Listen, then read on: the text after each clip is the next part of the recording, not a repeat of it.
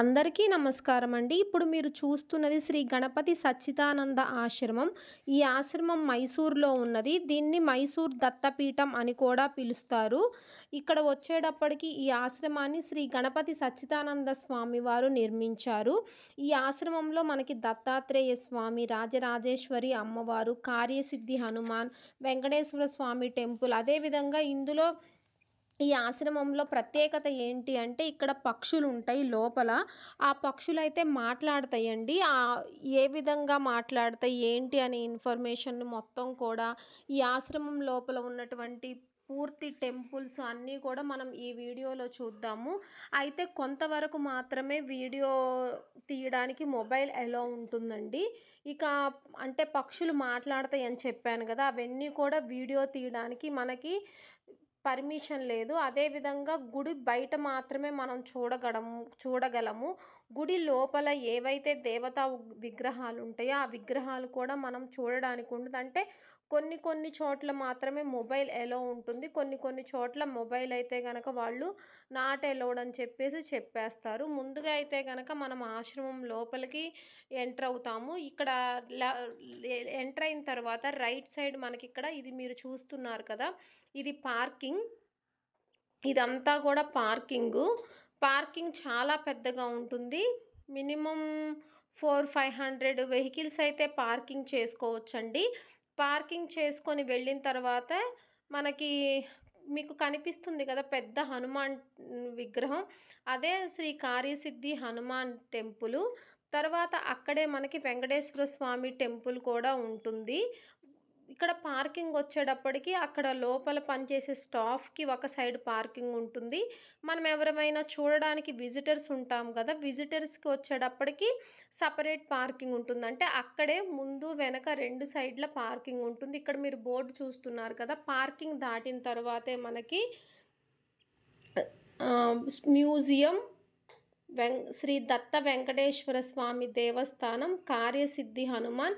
ఇక్కడ కన్నడ, తెలుగు, ఇంగ్లీష్లో అయితే గనక ఉంటాయి. యాక్చువల్గా అయితే గనక కర్ణాటక సైడు ఎక్కడా కూడా తెలుగులో ఏమీ నేమ్స్ రాసుండవు, కానీ ఇక్కడ మాత్రమే తెలుగులో పేర్లు రాసుంటాయి. ఇది చూసారా, మనం ఎంటర్ అవ్వంగానే ఇది స్టార్టింగ్లో అండి అవధూత దత్తపీఠ SGS శ్రీ గణపతి సచ్చిదానంద ఆశ్రమం అని ఉంటుంది. SGS అంటే Shri Sachchidananda, Ganapathi Sachchidananda, SGS Shri Ganapathi Sachchidananda. Left side right side 2 సైడ్లు కూడా ఇట్లా గోడకి శ్రీ గణపతి సచ్చిదానంద ఆశ్రమం అని ఉంటుంది. ఆ గోడ దగ్గర ఇంకొక చోట SGS శ్రీ గణపతి సచ్చిదానంద అని చెప్పేసి ఉంటుంది. ఇది చాముండేశ్వరి, ఇప్పుడు మీరు చూస్తున్నారు కదా, అది చాముండేశ్వరి అమ్మవారి కొండ. ఆ కొండ కిందే ఈ దత్తపీఠం అనేది ఉంటుందండి. ఇది మీరు చూసేది ఇప్పుడు ఎంట్రన్సు. మనం వెళ్ళాలి అనుకుంటే బస్ స్టాండ్ దగ్గర నుంచి, ఇక్కడ మైసూర్లో సిటీ బస్ స్టాండ్ ఉంటుంది, నార్మల్ బస్ స్టాండ్ కూడా ఉంటుంది. అంటే సిటీ బస్ స్టాండ్ అంటే సిటీస్లో మాత్రమే తిరగడానికి సిటీ బస్ స్టాండు, వేరే ఊరికి వెళ్ళడానికి వేరే బస్ స్టాండ్స్ ఉంటాయి. సిటీ బస్ స్టాండ్కి వచ్చేసి ఆటో కానీ లేదా సిటీ బస్సెస్ కూడా ఉంటాయి. సిటీ బస్సెస్ కానీ ఎక్కి మనం ఈ గణపతి సచ్చిదానంద ఆశ్రమానికి అయితే రావచ్చు.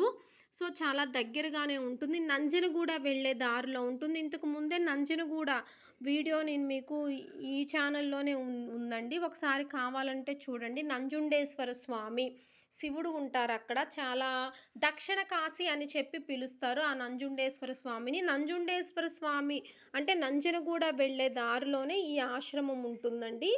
ఇది అయితే ఎంట్రన్స్ అయ్యి మనం లోపలికి వెళ్ళిన తర్వాత ఈ విధంగా ఎంట్రన్స్లో నుంచి వెళ్ళేటప్పుడే మనకి ఇక్కడ చూడండి పెద్ద ఇవి అన్నీ కూడా కొబ్బరి బొండం చెట్లు. చూడండి ఎంత పెద్దగా ఉన్నాయో.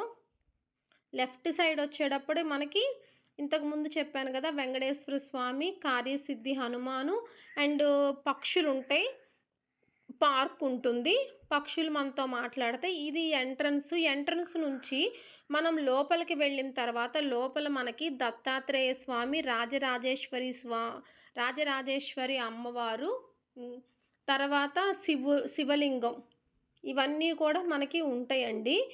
దీనికి సంబంధించి నేను ఇప్పుడు మీకు పూర్తి ఇన్ఫర్మేషన్ ఇస్తాను. శ్రీ సచ్చిదానంద ఆశ్రమం లేదా మైసూర్ దత్తపీఠం ఇప్పుడు ఉన్న ఆధ్యాత్మిక నాయకుల్లో ఒక్కరైన మైసూరుకు చెందిన శ్రీ గణపతి సచ్చిదానంద స్వామివారు ఈ ఆశ్రమాన్ని నిర్మించారు. శ్రీ గణపతి సచ్చిదానంద స్వామివారు భారతదేశంలోని వివిధ ప్రాంతాల్లో దత్త భగవానుని 16 వ్యక్తీకరణాలను మందిరాలుగా ఆయన కట్టించారు. 16 దత్త మందిరాలను షోడశ దత్త క్షేత్రాలుగా ప్రతిష్ఠించారు. 16 దత్త ఆలయాల్లో మొదటిది కాలాగ్ని దత్తాత్రేయ ఆలయం.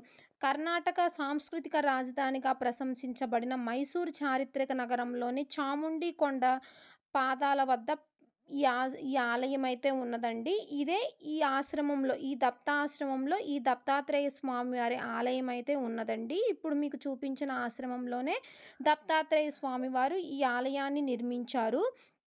ఈ స్థలంలో ఒక పెద్ద వేదిక ఉండేదంట ఇంతకుముందు. దీనిని సరస్వతీ పీఠమని, కొన్నిసార్లు నారాయణ పీఠమని పిలిచేవారంట. సచ్చిదానంద స్వామివారు దత్తాత్రేయ స్వామివారి ఆలయం నిర్మించిన తరువాత దీన్ని దత్తపీఠం అని చెప్పేసి పిలుస్తున్నారు. దత్త ఆలయ నిర్మాణం పూర్తయిన తర్వాత ఆశ్రమాన్ని అవధూత దత్తపీఠం అని పిలవడం స్టార్ట్ చేశారు. ఇక్కడ ప్రతిరోజు ఉదయం 6 గంటలకు దత్తాత్రేయ స్వామివారి ఆలయం అయితే ఓపెన్ చేస్తారు. దత్తాత్రేయ స్వామి వారికి ప్రతిరోజు అభిషేకం, అర్చన, అష్టోత్తర సేవ నిర్వహిస్తారు. ప్రతి ఆదివారం స్వామివారికి అంటే కాలగ్ని శమన దత్తాత్రేయ స్వామికి తైలాభిషేకం జరుగుతుంది. ప్రతి సాయంత్రం భక్తులు దేవుని దివ్యనామాలు, పాటలు పాడి కాగడ హారతిస్తారు. అదేవిధంగా ఇక్కడ దత్తాత్రేయ స్వామి వారికి 16 దీపాలను వెలిగించి స్పెషల్ హారతి అయితే ఇస్తారండి ప్రతిరోజు సాయంత్రం పూట కూడా. ఇక్కడే లోపలే ఆహ్, ఎన్ దత్తాత్రేయ స్వామి వారు ఉన్నారని చెప్పాను కదా! దత్తాత్రేయ స్వామి వారితో పాటుగా ఇక్కడొచ్చేటప్పటికి రాజరాజేశ్వరి అమ్మవారు ఉంటారు. అవధూత దత్తపీఠంలో శ్రీ గణపతి సచ్చిదానంద స్వామి వారు ప్రతిష్ఠించిన రాజరాజేశ్వరి ఆలయం. ఇక్కడ అమ్మవారు చాలా అందంగా ఉంటారు. అమ్మవారి ఎదురుగా శ్రీచక్రం ఉంటుంది. శ్రీచక్రం అయితే చాలా పెద్దగా ఉంటుందండి. ఇవన్నీ కూడా ఈ సచ్చిదానంద ఆశ్రమం వరకు మనం బయట మాత్రమే వీడియో తీసుకోగలం. లోపల దత్తాత్రేయ స్వామి వారి గుడి కానీ, రాజరాజేశ్వరి అమ్మవారి గుడి కానీ వీడియో తీయడానికైతే ఉండదండి. ఇక్కడ అమ్మవారు చాలా అందంగా ఉంటారు. అమ్మవారు ఎదురుగా శ్రీచక్రం ఉంటుంది. శ్రీచక్రం అయితే చాలా పెద్దగా రూపొందించారు. మనమే కుంకుమ తీసుకొని వెళ్ళి అక్కడ శ్రీచక్రం మీద వేస్తూ అర్చన చేసుకోవచ్చు. రాజరాజేశ్వరి అమ్మవారి చుట్టూ ప్రదక్షిణ చేస్తున్నప్పుడు శైలపుత్రి, బ్రహ్మచారిణి, చంద్రగంట, కుష్ముండ, స్కందమాత, కాత్యాయని, కాలరాత్రి, మహారౌద్రి మరియు సిద్ధిదాత్రి ఈ విధంగా నవదుర్గా రూపాలను కూడా మనం చూడవచ్చు. ఇంకా అనేక దేవి యంత్రాలను కూడా మనం ఇక్కడ చూడవచ్చండి. దత్తపీఠంలో శ్రీ గణపతి సచ్చిదానంద స్వామి వారి వేద పాఠశాల కూడా ఉన్నది.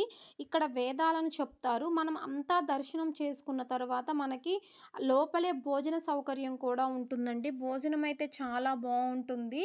పప్పు, ఒక పచ్చడి, ఒక ఫ్రై, సాంబారు, మజ్జిగతో భోజనం అయితే ఉంటుందండి. స్పెషల్గా చాలా బాగుంటుంది. వీడియో ఇప్పటికే చాలా లెంత్ అయిపోయిందండి. ఇది మీరు చూస్తున్నదే అన్నపూర్ణ అన్నదానం. ఇక్కడే అన్నం పెడతారు. వీళ్ళంతా వేదం నేర్చుకునేటువంటి పిల్లలు చాలామంది ఉంటారు. నెక్స్ట్ ఈ వీడియోనైతే నేను ఇప్పటితో పార్ట్ 1గా స్టాప్ చేస్తున్నానండి. నేను మీకు నెక్స్ట్ వీడియో తీస్తాను. అందులో వచ్చేటప్పటికి కార్యసిద్ధి హనుమాన్ వెంకటేశ్వర స్వామి దేవస్థానం, అదేవిధంగా చిలకలకు సంబంధించినటువంటి మ్యూజియంకి సంబంధించినటువంటి పూర్తి ఇన్ఫర్మేషన్ నేను మీకు ఆ వీడియోలో అయితే షేర్ చేస్తానండి. ఈ వీడియో కనుక నచ్చితే లైక్ చేయండి. నెక్స్ట్ వీడియో కూడా నేను మీకు మండే అప్లోడ్ చేస్తాను. ఈరోజు సాటర్డే కాబట్టి మండే మీకు ఈ మైసూర్ దత్తపీఠం గురించి 2వ భాగం వీడియో అయితే వస్తుంది. వీడియో నచ్చితే లైక్ చేయండి. అదేవిధంగా నా ఛానల్ని సబ్స్క్రైబ్ చేయండి. నా ఛానల్ని సబ్స్క్రైబ్ చేయడం వల్ల మీకు మైసూర్లో ఏమైనా స్పెషల్ టెంపుల్స్ ఉంటే అవి చూపిస్తాను. అదేవిధంగా ఏదైనా పండుగలకు సంబంధించినటువంటి, పూజలకు సంబంధించినటువంటి ఇన్ఫర్మేషన్ కూడా ఈ వీడియో నా ఛానల్లో అయితే వీడియోల రూపంలో నేను మీకు అందిస్తానండి. వీడియో నచ్చితే లైక్ చేయండి. మీరు లైక్ చేయడం వల్ల ఈ ఇన్ఫర్మేషన్ వేరొకరికి షేర్ అవుతుందండి. కాబట్టి దయచేసి లైక్ చేయండి. లైక్ చేసి సబ్స్క్రైబ్ చేసుకోండి. శ్రీమాత్రే నమః.